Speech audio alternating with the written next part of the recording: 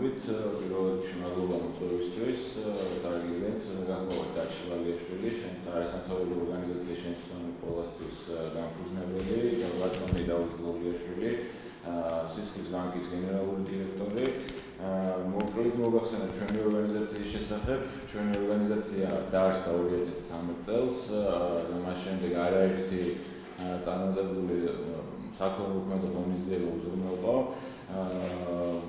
ჩვენი მიზნები ყველაზე უმთავრესი რაც არის ეს არის ზოგადად საზოგადოების ჩართულობა საქველმოქმედო და სოციალურ სასარგებლო საქმიანობებში, მაშინ რომ საზოგადოებაში ავამაყლოთ მოქალაქეობრივი პასუხისმგებლობა, დავამკვიდროთ მასში დემოკრატიული ღირებულებები, დავუცვათ საზოგადოების და ჩვენი მოქალაქეების პრინციპები და უფლებები. ეხლა მინდა უფრო კონკრეტულად ვისაუბრო ჩვენი ამ პროექტის შესახებ ერთი კვირას ხისთვის. ეს პროექტი დაახლოებით 2 თვის წინ დაიბადა იდეა გაგვეხორციელებინა და ამ პროექტის მიზანიც იმის გარდა რომ დავეხმაროთ ლეიკემიით დაავადებულ ბავშვებს, სოციალურად დაუცველ ოჯახებს და ასე შემდეგ. ამ პროექტის გარდა ჩვენი მთავარი მიზანია სწორედ ის, რომ ავამაღლოთ საზოგადოებაში ჩართულობა ქველმოქმედებაში და ავამაღლოთ განცდა ზოგადად პასუხისმგებლობის სამოქალაქო და მოქალაქეობრივი. კონკრეტულად ამ აქციის შესახებ ახლა მოგახსენებთ, პროექტი არც აიღებს ხვალ 13 ივლისს და გაგრძელდება 3 დღე. პირველი ეტაპი, ანუ 3 ეტაპად გვაქვს განაწილებული ჩვენი პროექტი. პირველი ეტაპი იქნება სისხლის გადასხმის აქცია ლეიკემიით დაავადებული ბავშვების დასახმარებლად, მეორე ეტაპი იქნება სოციალურად დაუცველი ოჯახების დახმარება, ფიზიკური და მატერიალური გზით და მესამე საბოლოო აქცია იქნება გამწვანების და დასუფთავების აქცია თბილისში და თბილისის შემოგარენში. კონკრეტულად სისხლის გადასხმის აქციაზე რომ ვისაუბროთ, უფრო დეტალურად თუ რამდენად მნიშვნელოვანია სისხლის გადასხმის აქცია, სისხლის გაღება, ამაზე გავითი მოგახსენებთ. უბრალოდ დავაკონკრეტებ, გაგრძელდება 3 დღე, როგორც აღნიშნე.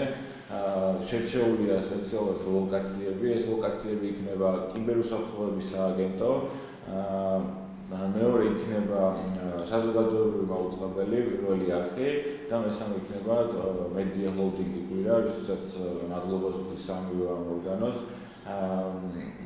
და ხვალ 13 ივლისს სტარტს აიღებს აქცია და ყველას მოუწოდებ, რომ აქტიურად ჩაერთოთ და მიიღოთ მონაწილეობა, გაიღოთ სისხლი იმისათვის, რომ დავეხმაროთ ლეიკემიით დაავადებულ ბავშვებს.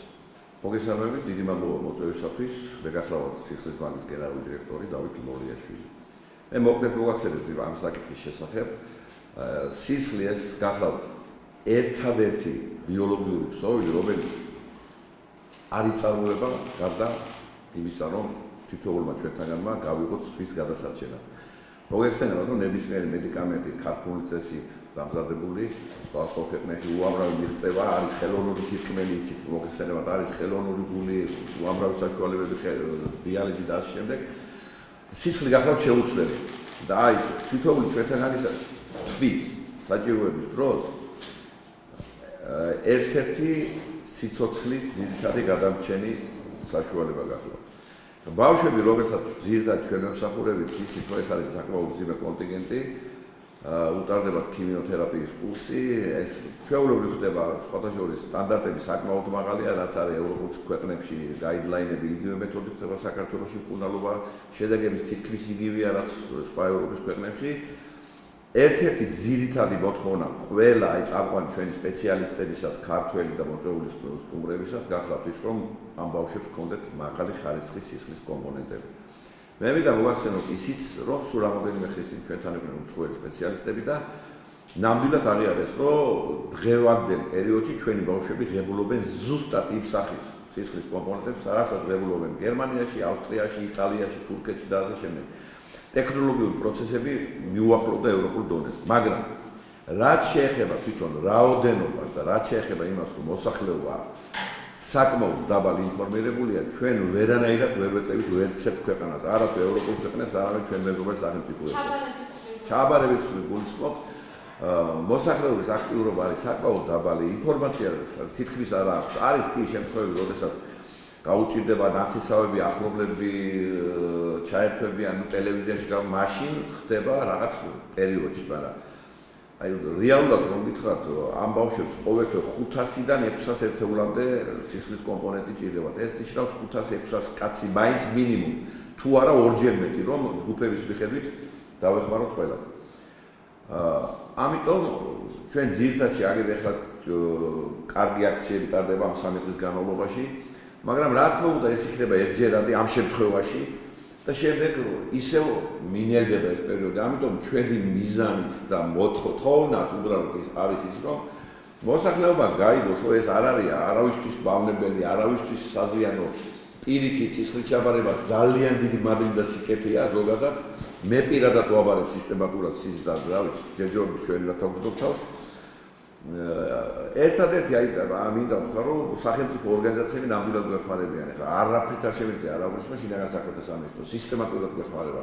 განათლების სამინისტრო თქვა, აი მთელი ახლა ზაფხული არ დადეგებია, სისტემატურად გვეხმარებოდა. ახლა არ მინდა ვინმე გამომწეს. ბუნების დაცვას დაგვეხმარა, პერიოდულად ტელევიზიებიც ერთვებიან თვითონ, მაგრამ ეს არის რაღაც აქციის სახეს ატარებს. მაგრამ ის რომ აი მოსახლეობა მოდიოდეს, როგორც სხვა ქვეყნებში მაგალითად, არის აი როგორც ჩვენთან არის რაღაც ზეიმები, ხო? ვერთმა კარადუამყოფოს რელიგიური დღესასწაულები აღდგება და ვიცით რაღაც ტრადიცია გქონდა. ასე აქვს ბევრ ქვეყანაში. რომ წელიწადში ერთხელ ან ორჯერ ყველა მოქალაქეს რაღაც შინაგანი ვალდებულება აქვს, რომ და მივიდეს და ჩააბაროს სისხლი, რომ ამით გადაარჩინოს სხვის სიცოცხლე. ესეთი რამ ჩვენთან არ არის. თუ არ დაჭირდა კონკრეტულად რომელიმე ბავშვს, თუ არ დაურეკა მისმა დედამ, მამამ, ახლობელმა, ისე ძალიან დაბალია ჩართულობა. და აი ამ ხრივ მოვითხოვთ საზოგადოების ყურადღება, ვითხოვთ რას მოვითხოვთ ჩვენ რა არის. მაინც რა არის საჭირო, ანუ ყველას შეუძლია თუ არა რომ სისხლის ჩაბარება შეუძლია 20-დან 18-20 წლიდან 60-65 წლამდე ყველა ჯანმრთელ ადამიანს, რომელსაც არაა გადატანილი რაიმე სერიოზული დაავადება. პრაქტიკულად თავს თუ გძნობს ჯანმრთელად შეუძლია ჩააბაროს სისხლი.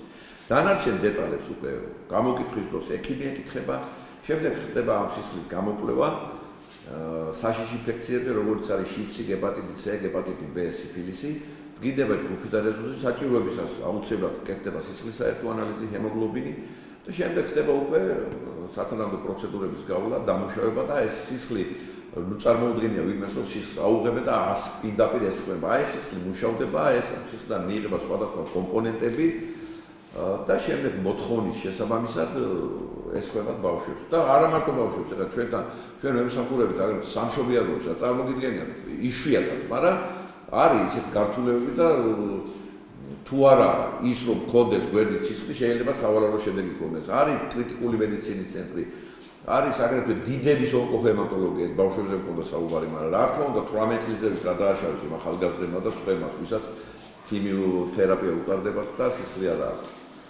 ამიტომ ამ კონტექსტში ძირითადად ვემსახურებით და შეძლებს და გვარად ვაბარაგებთ სისხლის კომპონენტებით.